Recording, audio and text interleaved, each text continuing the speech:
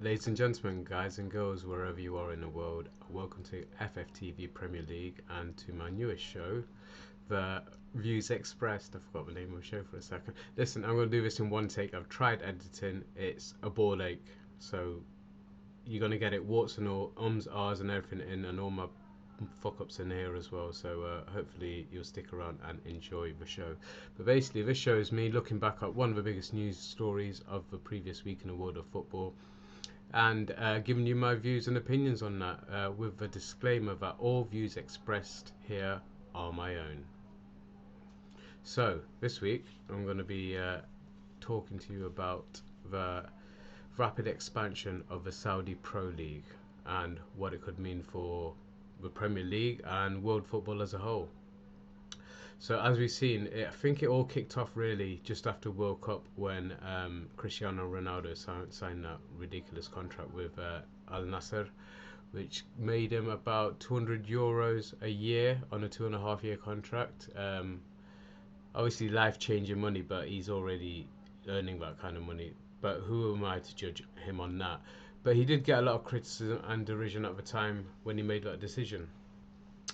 For whatever reason, and he came up with a few statements at a time as well, which just reading the articles today, he's kind of almost reiterating in saying that the Saudi league is going to be bigger than the MLS league, and I don't think it's far off that already, and that it's going to be a competitive league in the next 5-10 years. A lot of what he's saying was met with, like I say, criticism and derision when it first came out, but he said it now 6-7 months later, and lots happened in that time.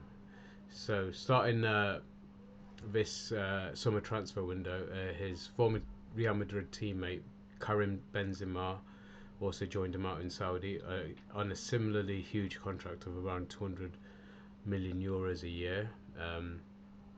And since then, we've just seen more and more players. Most notably, you've got the trio of Chelsea players: was it Kante, Koulibaly, who else? Edward Mendy, all joining Saudi leagues as well. And then there's just more and more bigger, higher profile names. Neymar's being linked with a move out there, and they're definitely going for the Premier League players now. Some of these players, most of these players, would walk into any team in the Premier League and be competitive in that team. And we're talking about the likes of Bernardo Silva, Wilfried Zaha, there's Hakim Ziyech, and most notably, the Saudis are after Liverpool's captain Jordan Henderson, who's I think he's been linked up, he's been muted to join up with Steven Gerrard at Al Ettifaq. Again, on life-changing money. And one of the key things, guys, not to forget, is they are being offered ludicrous wages. On top of that, all this money is tax-free. So they're going to get every single penny of it. And that's a big thing to pay in mind. We cannot compete. Money-wise, like for like, we cannot compete. And when they've got the whole Saudi government basically funding it, to the tune of about 154 billion, I think I read somewhere. You know, you can't compete with that. So it's heading in a direction where I think we need to start worrying because, like I say, the article today from Cristiano Ronaldo was related to how he thinks it's going to be bigger than the MLS, which no doubt it will be, even though they signed Messi this season. Inter Miami have signed Messi for the next season, who arguably is the biggest name in world football. I still don't think that's going to be enough to be able to take this limelight away from the Saudis. We're seeing, like I say, more and more players going over there. Arguably, most of them are on the wrong side of 30, and it's probably an understandable move from that point of view. But you will see younger and younger players being attracted out there. The only downside for them, or the only major hurdle they're going to have to contend with, and probably the same for most of the Western footballers going over to the Middle East, to Saudi Arabia in particular, is adhering to the strict laws and lifestyle out there. They won't be able to go pubbing and clubbing, obviously, and they won't be able to even have girlfriends. I know they made special dispensation for Cristiano Ronaldo to live with his cohabit with his long-term girlfriend, and that would probably be the same for Ruben Neves as well, who's been with his partner for many years, but they're not married. So certain laws will have to be adhered to, certain rituals will have to be adhered to, and it's going to be a real culture shock for a lot of players. But I'm sure the bank balance will soften that blow. I'm going to be cynical about it because it is for the money. You're not going over there for the quality of life. Well, maybe the lifestyle quality, because when you that rich, there's plenty you can do. But it's not. It's not a tourist destination. I would never recommend anybody go to Saudi Arabia as a tourist destination. But for the Muslim players, particularly, it will be a big draw and a big appeal. With the two holiest sites in Islam in Saudi Arabia, that will be a big appeal on top of obviously the financial implications. But for the more westernized players, for the younger players, certainly it's going to be a real eye-opening thing. So it's a real culture shock, and that's probably why you're seeing older players opting to go out there. And it's but they're big names, and like I say, and Riyad Mahrez, one of the latest names. Mahrez can walk into most Premier League teams, and without a doubt can be impactful in most Premier League teams. Yet he's choosing to go there. But again, he's got the excuse in a way that he's a Muslim as well, and it's an easy choice for players like that. But in the long term, is there something that we need to worry about? Because along with Saudi Pro League, the Saudis also creating this incredible city called the Line, that's going to run literally the stretch the whole length of the country.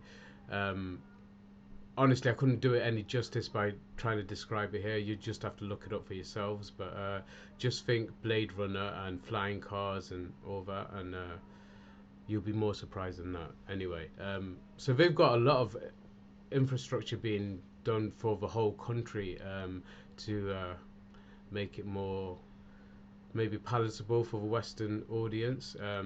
Because, like I said, it's certainly not a tourist destination as it is now. Even if they do manage to attract the big fights and the golf and so many other Grand Prix and so many other events, it's not a tourist destination as such. And until they build this, which could be done in the next 10 years or so at a rapid pace that we're going at now, it will make it more appealing for players and people in general wanting to go over there. But back to the question, will it be a serious threat to the Premier League and European domestic football, more importantly? And I think the answer is yes, but it's still a way away, because although they're growing in prominence, the Saudi League is growing in prominence, and it will attract more high-profile players. To get their infrastructure right and ready is going to take a few years to come, and it'll need sustained investment as well. And yes, we know they've got the wealth to be able to do that, but there's certain things you can't speed up. So that's the only thing that's really holding them back in terms of their development. But I don't know how this works out for youth players, for example, in this country. Does that give them more opportunity to break into the first team, or is taking the limelight when you take the big players out of the league? Does that take the limelight away from that league? We all know the Premier League is the most exciting league in the world, and it's certainly the best to watch, and it's the most watched league in the world, without a doubt. The Spanish league comes second, but a far second. They're way off. So the Premier League is still secure for now, but the more and more big name players and high profile players that get attracted to the Middle East, the less appeal is going to be, because you've got to bear in mind the majority of Premier League fans are not based in the UK. The Premier League is the biggest league in the world, but it's watched by people literally all over the globe, mostly in continents like Africa, North America, Australia, places like that. They've got huge followings, some of these clubs, and like I say, the majority of fans, Premier League viewers, are not from the UK. In fact, we don't get to see the 3 o'clock kickoffs, unless you you have a system anyway. But yeah, going back to the point, will it be a threat? Yes, eventually. It's still a few years away. There's infrastructure issues that they've got in place at the moment, and you can't do anything about the weather out there. It's boiling hot 90% of the year, or 9 months of the year, should I say. So that's going to be an issue that we're going to just have to learn to deal with, and I can imagine they'll have indoor stadiums like we did in Qatar and during the World Cup. So there are ways around certain things, but guys, and this is the worst thing about it for me. All this that's happening, there is a way of stopping it, but the only people or the only organisations that are the guardians of football and we're left with to try and protect the game is UEFA and FIFA, and if it's in their hands, we're in big fucking trouble. So anyway, guys, I'd love to get your opinions on what I've waffled on about today. Is the Saudi League a real threat to Premier League football and European football, and what can we do to stop it? And if it's going to happen anyway, how soon will it happen? But thank you for sticking till the end of the video. If you have stuck this far, type in the word callback into the comment section, and then I'll know that you stuck this far. Or you could have just forwarded it, but either way, do what you like in it. But thank you, guys. Ignore the right. I can't be bothered with editing, right? I tried it and it was an absolute nightmare. So unless Wolverine gives me his editing team, yeah, until he does, until I learn myself anyway. The videos are going to be a little bit bland, but thank you for sticking with me. It's all about the content in it, guys, and you listening to me waffling on for however minutes this video has been going. But thank you for sticking with me. I try and stop swinging in my chair because I know that pisses him off as well. But thank you for sticking with me. Please subscribe to the channel if you haven't done so already. Hit the like button. Leave a comment. Give me your opinions on what do you think about the Saudi League and what it's going to do for the future of English football, of Premier League football, and West and European football also. And please, I'm sure you already have, but if you haven't, make sure you signed up to FFTV and our sister channel FFTV The High Press, which has been run by Dino, who's doing an absolutely magnificent job, and it's giving me a kick up the arse, mate. So I hope you guys have enjoyed the video, and if you stuck to the end, thank you for sticking with us, and come on you Reds.